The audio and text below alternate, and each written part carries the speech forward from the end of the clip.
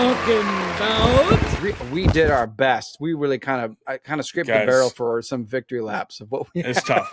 It's tough stuff. All right. I don't even feel good taking the George Pickens lap because it was like fine, but it was like 16 points, and I had him as my stud wide receiver. I'll take what we can get. But that whole game was just tainted because we were just the 3 of our 4 studs for the week were Steelers, and Russell Wilson returned to form, unfortunately. So with a victory, shout out Chris Boswell for the victory, I guess. Don't shout him out.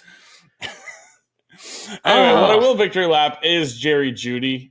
He was my waiver wire ad 2 weeks ago. Brought him up, said, hey, he had a lot of targets here, and this is really interesting.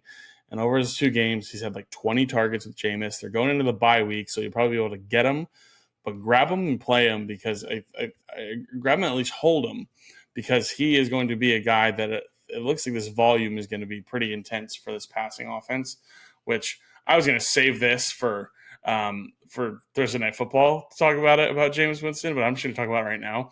Go for it. I went and looked at the 17 game pace that Jameis Winston is on over his 3 starts for the Browns. If this was week 1, and we just got through week 3 with Jameis Winston, he'd be on pace for 754 pass attempts. Wow. And almost 5,500 yards and 34 passing touchdowns. So make sure you stay through the Thursday Night Football preview because we're going to talk about that a little bit more. But 754. I don't think anyone's thrown that. I don't think Brady gone to 750. Brady's thrown 700 times in like his last. Dude, like it's just like it's over 40 pass attempts in every game for Jameis so far. And so, dude, I mean, you break Brady that down threw among it 66 times in that final playoff game against the Cowboys.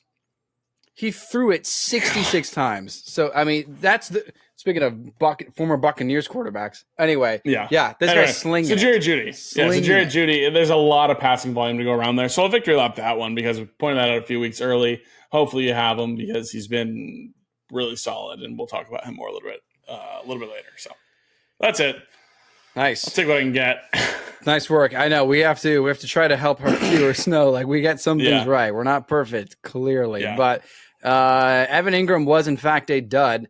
It was actually second worst game on the entire season, not counting the game that he actually was still like starting and pulled his hamstring injury, and then Brenton Strange went in. Second worst of the entire year, single digits.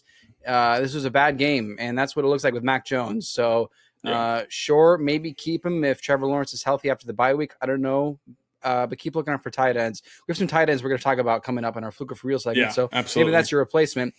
Chase Brown, I said, is a lock in your lineup. Do not change him out. He is your starter for the rest of the season, and he's proven that again, especially against a good rush defense like the Chargers. This is great news for Chase Brown. I'm very excited for him. I don't have him in any leagues. I wish I did.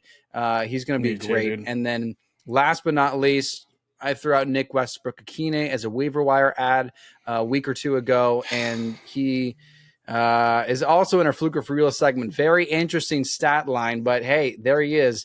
Waiver wire ad again for a lot of people. Maybe you already have him. Maybe you can probably use him. Who knows? But just throwing it out there. This guy's had 5 touchdowns in 6 weeks, 1 every game. So there's a lot to look forward to for this Titans offense.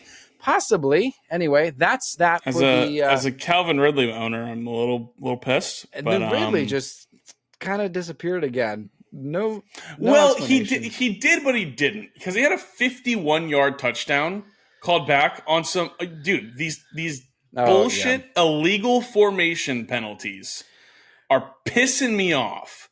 The amount of stuff that happens and then gets called back on it. Oh, yep. Oh, we're not talking about Ridley because it wasn't like a terrible enough stat line to like talk about in Fluker for Real. But for my Ridley owners out there, you're disappointed because he was going off, and then when you finally started him, he did 9.5.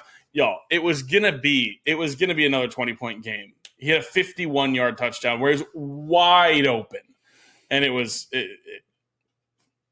stand strong.